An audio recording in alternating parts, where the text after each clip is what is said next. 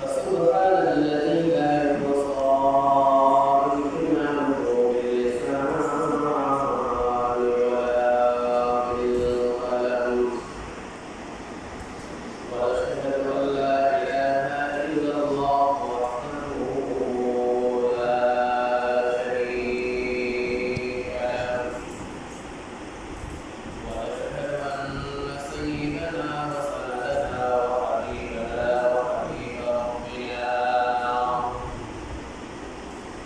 وطبيبنا وطبيب قلوبنا وربنا ومولانا محمدا عبده ورسوله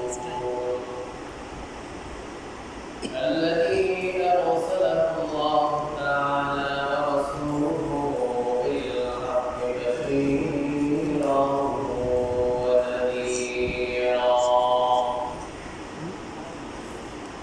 وداعيا إلى الله بإذنه وسراجا وقمرا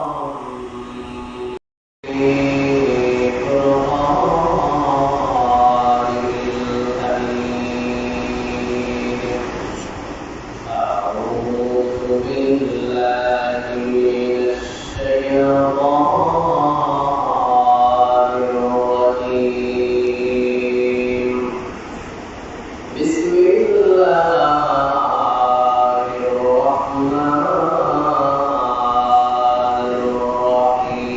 الرحيم فصل لربك وانحر صدق الله العظيم وصدق رسوله النبي الكريم ونحن على ذلك لمن الشاهدين والشاكرين والحمد لله رب العالمين صلى الله على سيدنا ومولانا محمد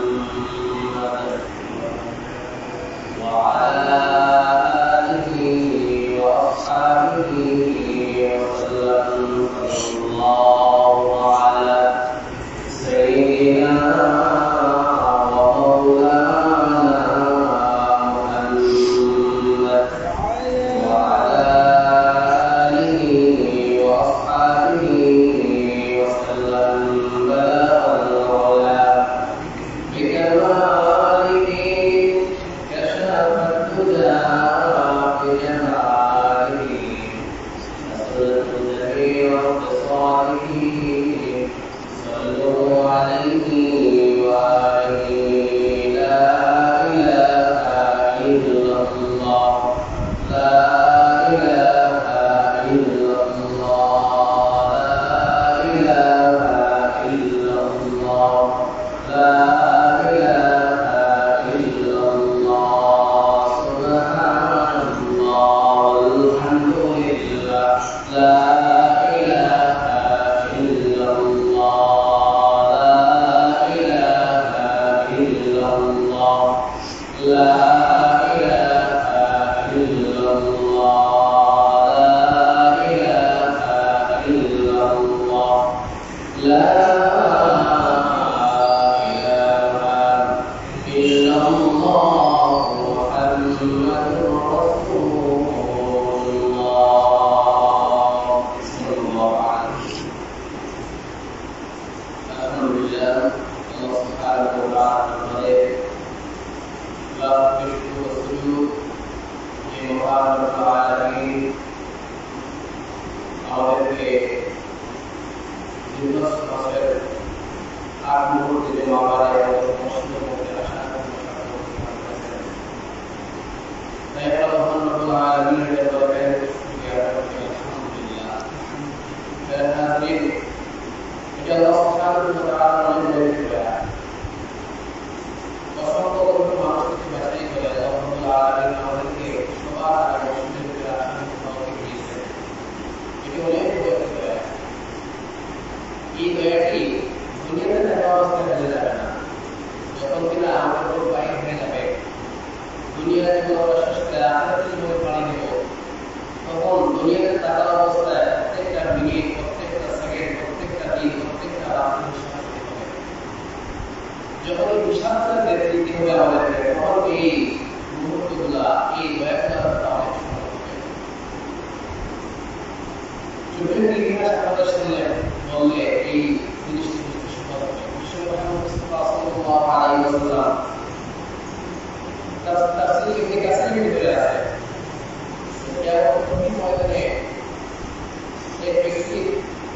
আমলনামা ওজন করা হবে।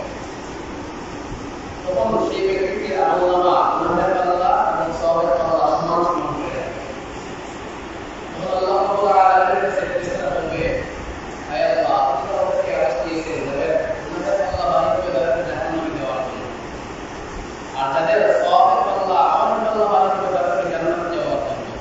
আপনি তো আমাদেরকে এরকম বলেন নাই যে যাদের সমান সমান হবে তাদেরকে আপনি কিছু বলেন না। এই বান্দাকে আমরা কি করব?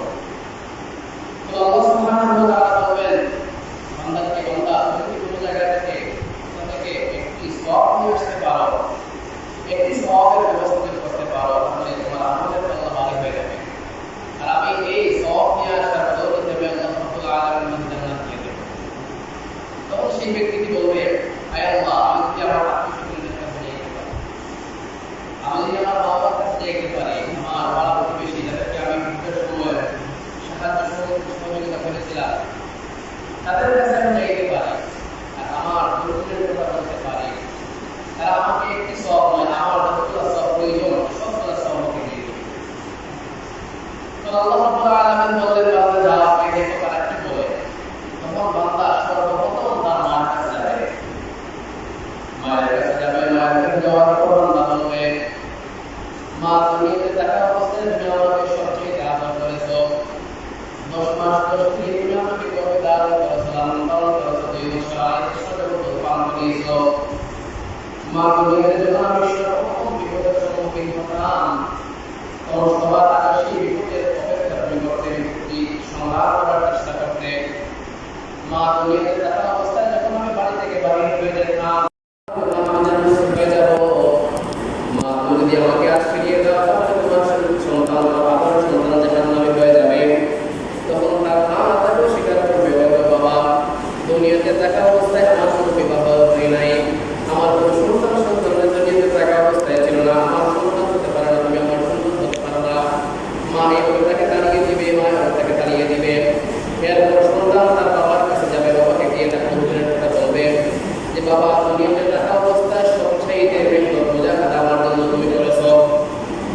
মা সবচাইতে আদর যত্ন দিয়ে লালন পালন করেছে, কিন্তু মাঝে ময়দানে বাবা তুমি আমার জন্য কৃষি করেছো, রোদের মাঝে কৃষিকাজ করেছো, রোদের মাঝে মাথার গাম খাওয়া ফেলেছো। বাবা, আজ আমি মুক্তি করতে তোমার কাছে এসেছি, তুমি যদি আজ আমাকে একটু সওয়াব দিয়ে দাও তাহলে আমি জান্নাতে হয়ে যাব, আর তুমি যদি আজ আমাকে ফিরিয়ে দাও তাহলে বাবা আমি জাহান্নামে হয়ে যাব। এইভাবে সে তার ভাইয়ের কাছে যাবে, ভাই তাকে ফিরিয়ে দিবে, সে তার বোনের কাছে যাবে, তার বোন তাকে ফিরিয়ে দিবে, সে তার আত্মীয়স্বজনদের কাছে যাবে, তার পাড়া প্রতিবেশীর কাছে যাবে, সবাই তাকে ফিরিয়ে দিবে, একটি সওয়াব তাকে ফিরিয়ে দিয়ে সাহায্য করবেন না। আল্লাহ রাব্বুল আলামিন বলেন, ইয়াউমা ইয়াফিরুল মার'উ মিন আখিহি ওয়া উম্মিহি ওয়া আবিহি ওয়া সাহিবাতিহি ওয়া বানিহি। কিয়ামতের কঠিন ময়দানে মা তার ছেলেকে বুঝবে না, বাবা তার ছেলেকে বুঝবে না, ভাই তার বোনকে চিনবে না, স্ত্রী তার স্বামীকে চিনবে না, পুত্র তার পিতাকে চিনবে না, সবাই সবাইকে তাড়িয়ে দিবে। এই বয়ে সে যদি আমার কাছ থেকে এখন একটি সওয়াব নিয়ে যায়, আর আমার যখন আমল হিসাব করা হবে, যদি এই একটি সওয়াবের কারণে আমি আটকা পড়ে যাই, তখন সে সবাই তাকে এই একটি কারণে ফিরিয়ে দিবে যে একটি সওয়াবের কারণে যদি আমি আটকা পড়ে যাই, তখন আমি কার কাছ থেকে সওয়াব নিয়ে আসবো। তখন সেই বান্দার রাসূল বান্দা সেখান থেকে ফিরে আসলো, আসার মুহূর্তে একজন বান্দার সাথে দেখা হলো। সে জিজ্ঞাসা করলো, ভাই আপনার কি হয়েছে, আপনাকে এত পেরেশানি অবস্থায় দেখা যাচ্ছে কেন? তখন সে সম্পূর্ণ ঘটনা বলে বললো। শোনার পর সে বললো, ভাই আমার গোটা জিন্দগির ভিতরে একটি সওয়াব আছে, আর তুমি আটকা পড়েছে একটি সওয়াবের কারণে, অতএব আমি তোমাকে আমার এই জীবনের একটি সওয়াব তোমাকে দিয়ে দিলাম, যাও কমসে কম তুমি জান্নাতে চলে যাও। তখন সে একটি সওয়াব আনন্দ চিত্তে আল্লাহ রাব্বুল আলামিনের কাছে নিয়ে আসবে। আসার পর আল্লাহ রাব্বুল আলামিন তাকে জিজ্ঞাসা করবেন, বান্দা এই একটি সওয়াব তুমি কোথায় থেকে নিয়ে এসেছো? আল্লাহ রাব্বুল আলামিন তার থেকেই তাদের এই অবস্থা দেখতেছেন। তখন সে ব্যক্তি বলবে, হে আল্লাহ, আমার মধ্যে একজন ভাইয়ের সাথে দেখা হয়েছিল, সে আমাকে একটি সওয়াব দিয়ে সাহায্য করেছে। তখন আল্লাহ রাব্বুল আলামিন বলবেন, যাও তোমার সেই ভাইকে তুমি নিয়ে আসো। তখন আল্লাহ রাব্বুল আলামিন বলবেন, তুমি একটি সওয়াব জন্য দিলে? তখন সে বলবে, হে আল্লাহ, আমার জিন্দগির ভিতরে একটি সওয়াব, আর আমার ভাই একটি সওয়াবের কারণে আটকা পড়েছে, আমি একটি সওয়াবের দ্বারা জান্নাতে যেতে পারবো না, এজন্য আমি আমার ভাইকে এই একটি সওয়াব দিয়ে রহম করলাম, দয়া করলাম। যখন এই কথা বলবে, বলার সঙ্গে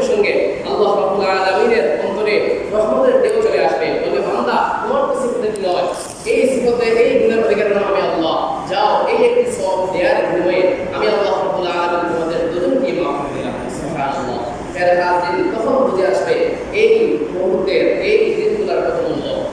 কিয়ামতের কঠিন ময়দানে বান্দা যখন আল্লাহ রাব্বুল আলামিনের আশাবাড়ি কাট করে দেওয়া হবে, প্রত্যেকটা মুহূর্তের, প্রত্যেকটা দিনের, প্রত্যেকটা রাত্রির, প্রত্যেকটা সেকেন্ডের, প্রত্যেকটা মিনিটের হিসাব পূর্ণাঙ্গ রূপে দিতে হবে।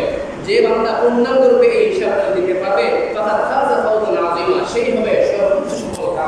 আর যে বান্দা এই পূর্ণাঙ্গ হিসাবটা দিতে পারবে না, তার কোনো বিপদ আর হবে না। এজন্য প্রিয় হাজির, আল্লাহ রাব্বুল আলামিন আমাদের উপর অনেক ব্যক্তি দয়া করেছেন, সবার আগে মসজিদের ভিতরে আসার জন্য তৌফিক দিয়েছেন।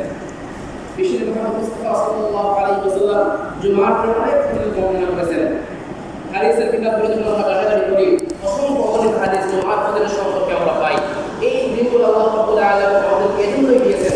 বিশ্বনবী মুহাম্মদ মুস্তাফা সাল্লাল্লাহু আলাইহি ওয়াসাল্লাম আল্লাহ রাব্বুল আলামিনকে প্রশ্ন করেছিলেন, আয় আল্লাহ, আমার আগের নবীর উম্মতরা দীর্ঘ হায়াত পেয়েছে, 1500 বছর, 50 বছর, 1500 বছর, 500 বছর, এভাবে লম্বা হায়াত পেয়েছে।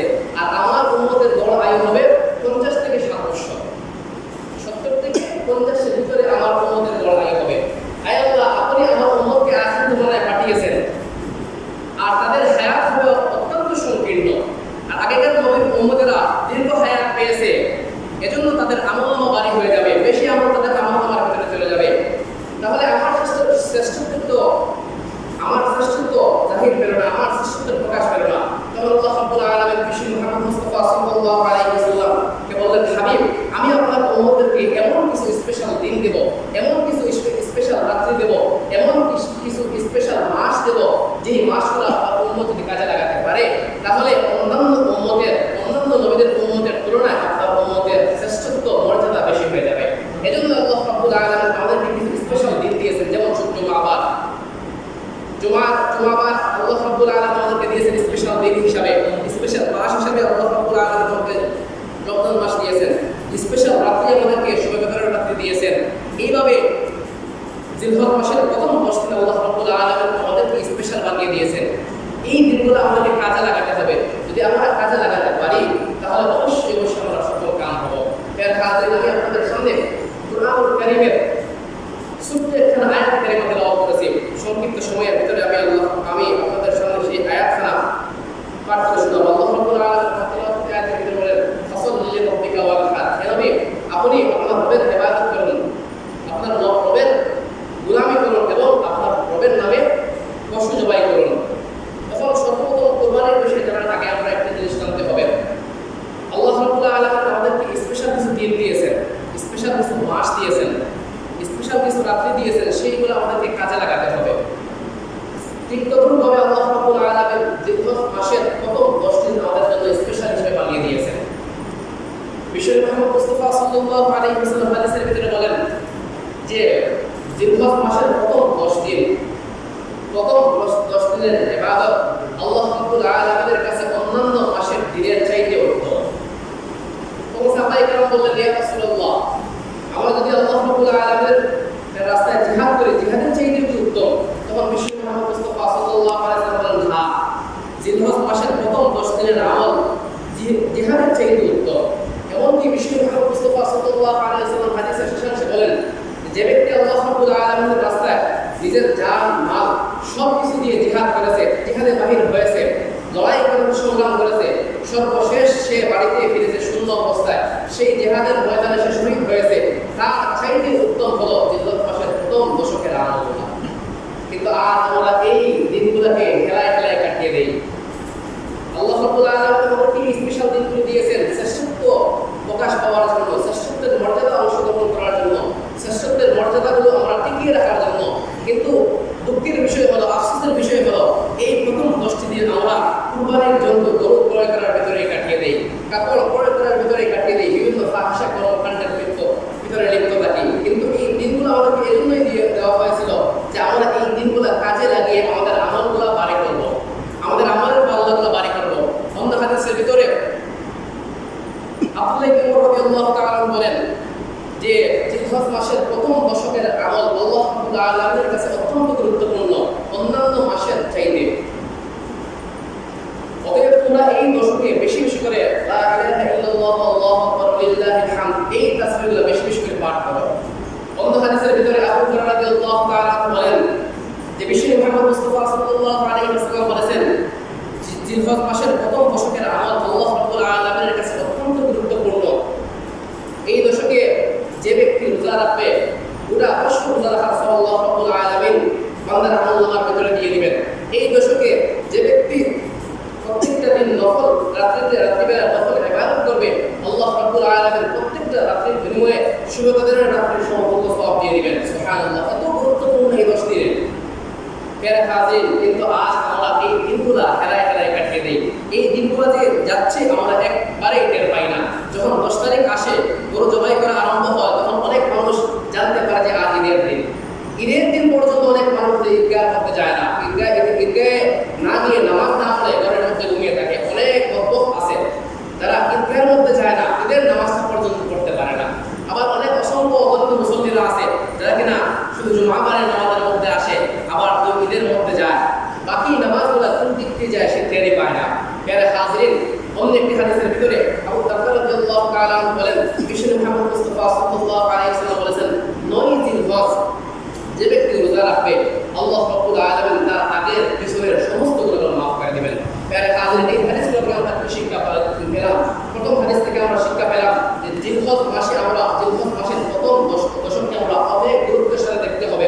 এই 10 দিন আমরা গুরুত্ব সহকারে কাটাতে হবে। দ্বিতীয় হাদিস থেকে আমরা একটি শিক্ষা পেলাম যে এই দশকে আমরা বেশি বেশি করে এই তাসবিহ পড়তে হবে, লা ইলাহা ইল্লাল্লাহ আল্লাহু আকবার ওয়া লিল্লাহিল হামদ। এই তাসবিহ আমরা বেশি বেশি করে জপতে হবে। তৃতীয় হাদিস থেকে আমরা আরেকটি শিক্ষা পেলাম, আরেকটি আমলের কথা বলা হলো যে প্রথম 9 দিন একেবারে যারা সামর্থ্যবান আছেন, শক্তি সামর্থ্যবান আছেন, সুনাম দেহের অধিকারী, তারা অবশ্যই চেষ্টা করবো আমরা রোজা রাখা। তৃতীয় হাদিস থেকে 9 জিলহজের কথা বলা হয়েছে যে 9 জিলহজ যে ব্যক্তি রোজা রাখবে তার আগের এবং পিছনের সমস্ত গুনাহ মাফ করে দিবেন। এজন্য প্রিয় হাজির, এই 10 দিন আমরা হেলায় হেলায় না কাটিয়ে দিয়ে গুরুত্ব সহকারে মনোযোগ সহকারে এই দিনগুলো কাজে লাগাতে হবে। তাহলে আমাদের শ্রেষ্ঠত্ব, আমাদের মর্যাদা আমরা টিকিয়ে রাখতে পারবো। বিশ্বনবী মুহাম্মদ মুস্তাফা সাল্লাল্লাহু আলাইহি ওয়াসাল্লামের খাতিরে আমরা এই দিনগুলো একমাত্র বিশ্বনবী মুহাম্মদ মুস্তাফা সাল্লাল্লাহু আলাইহি ওয়াসাল্লামের জন্য পেয়েছি। অন্যান্য নবীদের উম্মতকে আল্লাহ রাব্বুল আলামিন এত শ্রেষ্ঠত্ব দেন নাই, এত মর্যাদা দেন নাই যে এক রাত ইবাদত করার পরে 1000 রাত ইবাদতের সওয়াব পাবে। অন্য কোন নবীর আমল ছিল না। 2 নম্বর বিষয় হলো আমাদের প্রথম জিলহজ মাসের প্রথম দশকের আমল। এখন আসলে আরেকটি সুন্নতের কথা বলি।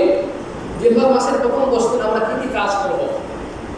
প্রথম হলো আমরা যারা কুরবানি দেব, আবার যারা কুরবানি দেব না, সবাই মিলে একটি কাজ করতে হবে। এটি হলো মুস্তাহাব যে প্রথম জিলহজ মাসের 1 তারিখ থেকে 9 তারিখ পর্যন্ত আমরা শরীর, নখ, চুল, মুখ, শরীরের অবাঞ্ছিত পশমগুলো কাটতে পারবো না।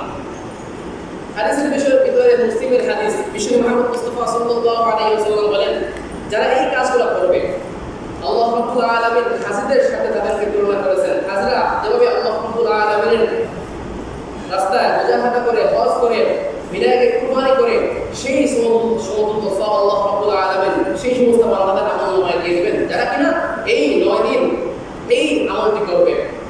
অবশ্যই আমলটি মুস্তাহাব, ফরজ নয়। আবার যারা অনেক বলে যারা কুরবানি করবে তাদের জন্য এই কাজটি মুস্তাহাব, আসলে এটি ঠিক নয়। যারা কুরবানি করবে, যারা কুরবানি করবে না, সবার জন্য মুস্তাহাব। তাহলে প্রথম আমল আমরা পেলাম যে এই 10 দিনের ভিতরে 9 দিনের ভিতরে আমরা আমাদের নখ, চুল, মুখ, শরীরের অবাঞ্ছিত পশমগুলো কাটতে পারবো না। 2 নম্বর হলো এই দিনগুলোতে আমরা বেশি বেশি নেক আমল করতে হবে। এই রাত্রিগুলো আমাদেরকে কাজে লাগাতে হবে, নফল ইবাদত করতে হবে, বেশি বেশি তাওবা ইস্তিগফার করতে হবে। কেননা আল্লাহ রাব্বুল আলামিন এই দিনগুলোর ভিতরে অসংখ্য মানুষকে ক্ষমা করবেন, অসংখ্য মানুষকে আল্লাহ রাব্বুল আলামিন এই দিনগুলোর ভিতরে ক্ষমা করবেন। এজন্য বিশ্বনবী মুহাম্মদ মুস্তাফা সাল্লাল্লাহু আলাইহি ওয়াসাল্লাম বলেন, এই দিনগুলোতে বেশি বেশি নেক আমল করতে, বেশি বেশি নফল ইবাদত করতে, আল্লাহ রাব্বুল আলামিনের কাছে মাফি চাও। এখন আরেকটি বিষয় হলো যে আমরা মাফ চাবো। আমাদের অতীতের গুনাহের উপর লজ্জিত হয়ে আমরা মাফ চাবো। কিভাবে আমরা আমাদের গুনাহগুলো কাটাতে হবে? গুনাহ কাটানোর কয়েকটি সলিউশন আছে, কয়েকটি শর্ত আছে। একটি হাদিস থেকে 3টি শর্ত পাওয়া যায়। বিশ্বনবী মুহাম্মদ মুস্তাফা সাল্লাল্লাহু আলাইহি ওয়াসাল্লাম বলেন, যাদের গুনাহ হয়ে যাবে তারা 3টি শর্তকে ফলো করে যদি আল্লাহ রাব্বুল আলামিনের কাছে তাওবা করে, ইস্তিগফার করে, তাহলে আল্লাহ রাব্বুল আলামিন সঙ্গে সঙ্গে সেই বান্দার গুনাহগুলো মাফ করে দেন। 1 নম্বর শর্ত হলো সেই গুনাহের উপর অতীতের যত গুনাহ করেছে আমরা সেই গুনাহের উপর লজ্জিত হতে হবে। 2 নম্বর হলো তারপরে সেই গুনাহ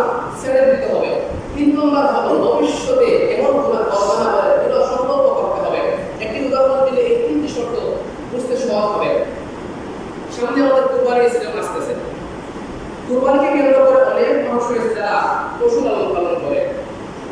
উদাহরণস্বরূপ বোঝার জন্য বলি, মনে করেন আপনাদের এলাকার একজন ব্যক্তি কুরবানিকে কেন্দ্র করে একটি পশু ক্রয় করলো, দীর্ঘ 1 বছর সেটাকে লালন পালন করবে, 1 লক্ষ টাকা দিয়ে সে ক্রয় করলো। সে 1 বছর লালন পালন করতে তার নিচে খরচ হয়েছে 50,000 টাকা, মোট 13 লক্ষ টাকা হলো। যখন কুরবানির বাজারে গরুটি নিয়ে গেল বিক্রি করার জন্য, তখন তার সর্বোচ্চ 2 লক্ষ টাকা পেয়ে যায়। আলহামদুলিল্লাহ, লাভাংশ 50,000 টাকা বাইর হয়ে আসছে। যদি 2.5 লক্ষ টাকা বিক্রি করে তাহলে 1 লক্ষ টাকা এনাফ। আর এই 1 লক্ষ টাকা তার জন্য লাভাংশ বাইর হয়ে আসে, 1 লক্ষ টাকা এনাফ হয়ে যায়। তো ব্যক্তি 1 বছর গরুটি লালন পালন করার পর বাজারের মধ্যে যখন নিয়ে গেল, যাওয়ার সময় দাম হয়ে গেল 2.5 লক্ষ টাকা। আর গরুটি ক্রয় করেছিল 1 লক্ষ টাকা দিয়ে, গরুটির নিজের খরচ হয়েছে 50,000 টাকা, মোট হলো 1.5 লক্ষ টাকা। খাওয়ার কথা ছিল 2 লক্ষ বা 2.5 লক্ষ টাকা। যখন বাজারের মধ্যে নিয়ে গেল, যাওয়ার পর প্রথম ধাক্কাতে দাম হয়ে গেল 2.5 লক্ষ টাকা। তখন ভাইয়ের ভিতরে লোভ চলে আসে। লোভ অত্যন্ত মারাত্মক একটি জিনিস। তো লোভ আসার কারণে সে বলল, যেহেতু প্রথম বাজার 2.5 লক্ষ টাকা দাম হয়েছে, তাহলে সামনের বাজারে যদি নিয়ে যাই হয়তো 3 লক্ষ টাকা পেয়ে যেতে পারি বা 3.5 লক্ষ টাকা পেয়ে যেতে পারি। এই লোভে সে গরুটি বিক্রি না করে বাড়ির ভিতরে নিয়ে আসলো।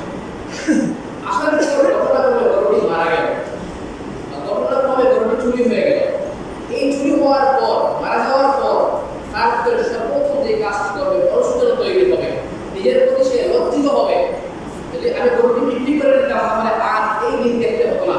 সে অত্যন্ত লজ্জিত হবে, সে নিজের লোভের উপর অত্যন্ত লজ্জিত হবে, অনুতপ্ত হবে। 2 নম্বর কাজটি সে করবে যে সঙ্গে সঙ্গে সিদ্ধান্ত নেবে, আগামী যদি আমি গরু ক্রয় করি, কুরবানির জন্য গরু মোকাবেলা করি আর বাজারের ভিতরে নিয়ে যাই, প্রাপ্ত দাম পাওয়ার সঙ্গে সঙ্গে গরুটি আমি হাত থেকে দিয়ে দেব, গরুটি সঙ্গে সঙ্গে বিক্রি করে দেবো। 2 নম্বর সিদ্ধান্ত নেবে। 3 নম্বর সিদ্ধান্ত সে তাৎক্ষণিক দিবে যে ভবিষ্যতে এমন লোভের কাজ আমার দ্বারা আর হ্রাস হবে না, এমন লোভের কাজ আমার দ্বারা সংগঠিত হবে না। এই 3টি শর্ত হলো তাওবা। যে বান্দা গরুটি লোভের কারণে বিক্রি করলো না, প্রথম কাজ তার মধ্যে অনুশোচনা তৈরি হবে। কেমন অনুশোচনা তৈরি হবে? যাদের গরু ফেলেছে বা চুরি হয়েছে তারাই বুঝবেন। 2 নম্বর সে তাৎক্ষণিক সিদ্ধান্ত নেবে যে আমার দ্বারা এমন কাজ আর সংগঠিত হবে না। 3 নম্বর হলো আমি আর ভবিষ্যতে এমন লোভের কাজ করবো না। তবে এমন 3টি শর্ত যে তাওবার ভিতরে পাওয়া যাবে, আল্লাহ সুবহানাহু ওয়া তাআলা সেকেন্ডের ভিতরে তার তাওবা কবুল করবেন। বিশ্বনবী মুস্তাফা সাল্লাল্লাহু আলাইহি ওয়াসাল্লামের সাহাবী আলী রাদিয়াল্লাহু তাআলা তাওবা সম্বন্ধে জিজ্ঞাসা করা হলে তিনি 5টি শর্তের কথা বলেন। এই 5টি শর্ত যে তাওবার ভিতরে পাওয়া যাবে, অবশ্যই আল্লাহ রাব্বুল আলামিন বান্দার তাওবা ফেরত দেবেন না। এই 5টি শর্ত, 1 নম্বর শর্ত হলো অতীতের গুনাহের উপর লজ্জিত হতে হবে। 2 নম্বর শর্ত হলো, এই 5টি শর্ত হলো মেইন। 2 নম্বর শর্ত হলো যে বান্দার দ্বারা আল্লাহ রাব্বুল আলামিনের হুকুম ওয়াজিব এবং ফরজ যে হুকুমগুলো তরফ হয়েছে, বান্দা আল্লাহ রাব্বুল আলামিনের যে ওয়াজিব এবং ফরজ হুকুমগুলো তরফ করেছে, সেই হুকুমগুলো আবার পুনরায় কাজে আদায় করতে হবে। 3 নম্বর শর্ত হলো বান্দা তার হাত পা জবান দিয়ে অন্য কোনো মুসলমান ভাইকে, অন্য কোনো প্রতিবেশীকে যদি কষ্ট দিয়ে থাকে, তাহলে বান্দা সেই মুসলমান ভাইয়ের, সেই ভাইয়ের থেকে হাত পা জবান দিয়ে কষ্ট দিয়েছে, সেই কষ্টের মাফ চেয়ে নিতে হবে। যে তার ভাই তাকে মাফ করে, তাহলে অবশ্যই আল্লাহ রাব্বুল আলামিন তাকে মাফ করবেন। এখানে দুটি বিষয় হলো, একটা হলো হুকুমুল্লাহ হুকুম, একটা হলো আল্লাহর হক, একটা হলো বান্দার হক। আল্লাহর হক আল্লাহ চাইলে মাফ করে দিতে পারেন, কিন্তু বান্দার হক কখনোই আল্লাহ রাব্বুল আলামিন মাফ করেন না যতক্ষণ না বান্দা তাকে মাফ না করবে। এজন্য আলী রাদিয়াল্লাহু তাআলা বলেন তাওবার শর্ত হলো 5টি। 1 নম্বর শর্ত হলো অতীতের গুনাহের উপর লজ্জিত হতে হবে। 2 নম্বর শর্ত হলো ফরজ ওয়াজিব যে বিষয়গুলো, যে হুকুমগুলো ফরজ হয়েছে সেগুলো কাজা আদায় করতে হবে। 3 নম্বর হলো আর অন্য কোনো মুসলমান ভাইকে হাত পা জবান দিয়ে তার প্রতিবেশীকে যদি কষ্ট দিয়ে থাকে, তাহলে সেই প্রতিবেশীর কাছ থেকে মাফ চেয়ে নিতে হবে। 5 নম্বর হলো দৃঢ় সংকল্প করতে হবে যে ভবিষ্যতে আমার দ্বারা এমন কোনো গুনাহের কাজ, এমন কাজ সংগঠিত হবে না। এই দৃঢ় সংকল্প করতে হবে। আর 5 নম্বর যে শর্তটি হলো যে অতীতে যেভাবে থাকে সে নিজেকে গুনাহের মধ্যে অভ্যস্ত করেছিল, গুনাহের কাজ দেখতে, গুনাহের কাজের মধ্যে দেখতে অভ্যস্ত হয়েছিল, ঠিক তদ্রূপভাবে সবের কাজের মধ্যে নিজেকে দেখতে অভ্যস্ত হতে হবে। সুবহানাহু ওয়া তাআলা সেকেন্ডের ভিতরে বান্দার তাওবাকে গ্রহণ করবেন। কেননা এই পাঁচটি শর্তের ভিতরে বান্দারও হক রয়েছে, আল্লাহরও হক রয়েছে, আবার অঙ্গীকারও রয়েছে। সবগুলো একত্র হয়ে যায়, আর সবগুলো যখন আপনি একত্র করেন আল্লাহ রাব্বুল আলামিন স্বীকার দিবেন, তখন আল্লাহ রাব্বুল আলামিন আপনাকে মাফ না করে ফিরিয়ে দিবেন না। এজন্য বেলায় হাজির এই দশকে বেশি বেশি করে আমরা নেক আমল করতে হবে, বেশি বেশি নফল ইবাদত করতে হবে, এবং বেশি বেশি করে আল্লাহ রাব্বুল আলামিনের কাছে মাফ চাইতে হবে। শয়তান যখন জান্নাত থেকে বহিরে পুরস্কার হয়ে এসেছিল, তখন সে আল্লাহ রাব্বুল আলামিনের কাছে অঙ্গীকার করে এসেছিল যে আল্লাহ, যে আদম সন্তানদের কারণে আপনি আমাকে জান্নাত থেকে বাহির করে দিচ্ছেন, সেই আদম সন্তানকে আমি সঙ্গে নিয়ে জাহান্নামের ভিতরে চলে যাব। তো আল্লাহ রাব্বুল আলামিন বলেছিলেন, যাও, আমি তোমাকে স্পেশাল পাওয়ার দিয়ে দিলাম, তবে শুনে রাখো, আমার যে অনুগত বান্দা হবে সে কখনোই তোমার প্রয়োজনায় পড়ে তার আখিরাতকে নষ্ট করবে না। আর যদি করেই ফেলে, তাহলে আমি তাকে এমন একটি হাতিয়ার দিয়ে দিলাম, যে হাতিয়ার দ্বারা সে হাজার বছরের তোমার প্রয়োজনা তুমি হাজার বছর চেষ্টা করে তাকে গুনাহ করিয়েছো, এমন একটি হাতিয়ার দিয়ে দিলাম যে হাতিয়ার দ্বারা হাজার বছরের তোমার চেষ্টার পেছনে বাড়ি লাগবে, আর আমি সেকেন্ডের ভিতরে তার এই হাজার বছরের গুনাহগুলো মাফ করে দেব। সেই হাতিয়ারের নাম তাওবা।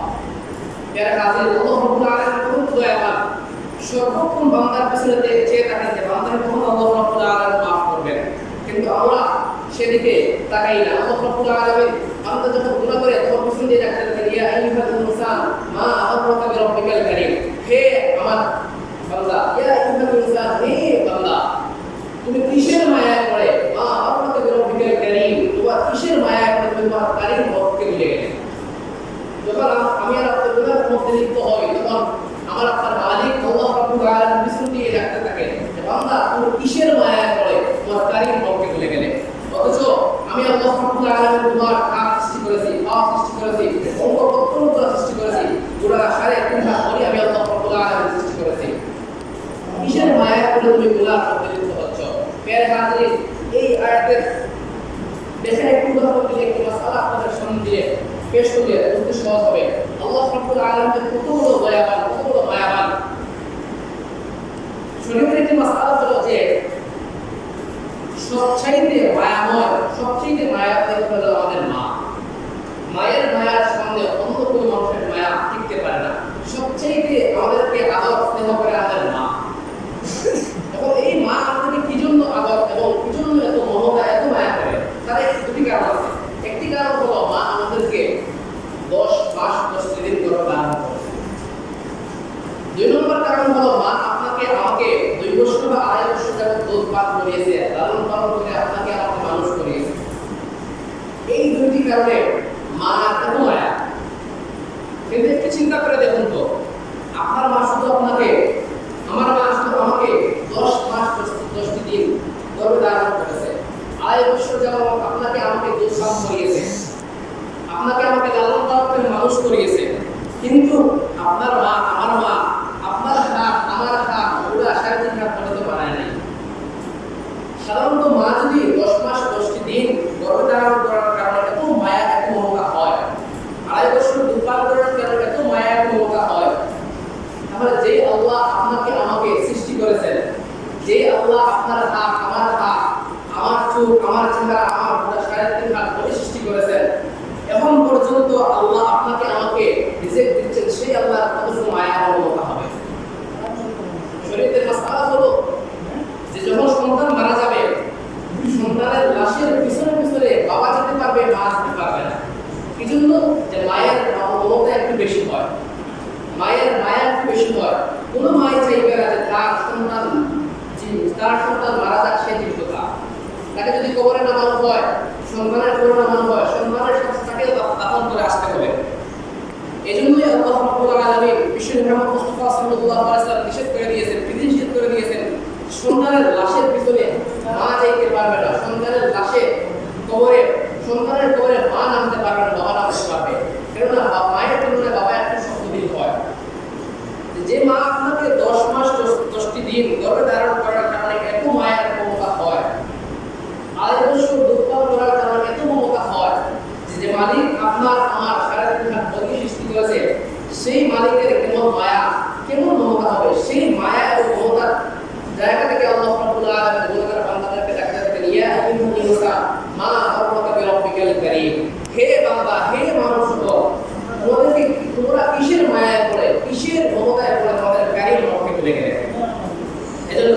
হাজির, এই দশকের অনেক মূল্য রয়েছে। বিশ্বনবী মুহাম্মদ মুস্তাফা সাল্লাল্লাহু আলাইহি ওয়াসাল্লাম অসংখ্য অগণিত হাদিস দ্বারা এই দশকের গুরুত্বের কথা বর্ণনা করেছেন। এজন্য আমরা এই 10টি দিনকে গুরুত্বের সহকারে আমরা আদায় করতে হবে। এই 10টি দিনকে গুরুত্ব সহকারে আদায় করতে হবে, গুরুত্ব দিতে হবে। বিশ্বনবী মুহাম্মদ মুস্তাফা সাল্লাল্লাহু আলাইহি ওয়াসাল্লামের হাদিসে আমরা এই বিশাল দিনগুলো পেয়েছি। এখন যদি আমরা এই দিনগুলো পেয়ে আমরা কাজে লাগাতে না পারি, তাহলে আমাদের মতো হতবাতা, আমাদের মতো সম্ভব কপাল পোড়া আটকে হবে। এজন্য প্রিয় হাজিরিন, এই 10টি দিনকে আমরা কাজে লাগাতে হবে। যা আলোচনা করলাম, আল্লাহ সুবহানাহু ওয়া তাআলা সম্পূর্ণ আমাকে আমল করার তৌফিক দান করুন এবং আপনাদের এই আলোচনা থেকে ফায়দামন্দ আমল করার তৌফিক দান করুন। আলহামদুলিল্লাহি রাব্বিল আলামিন।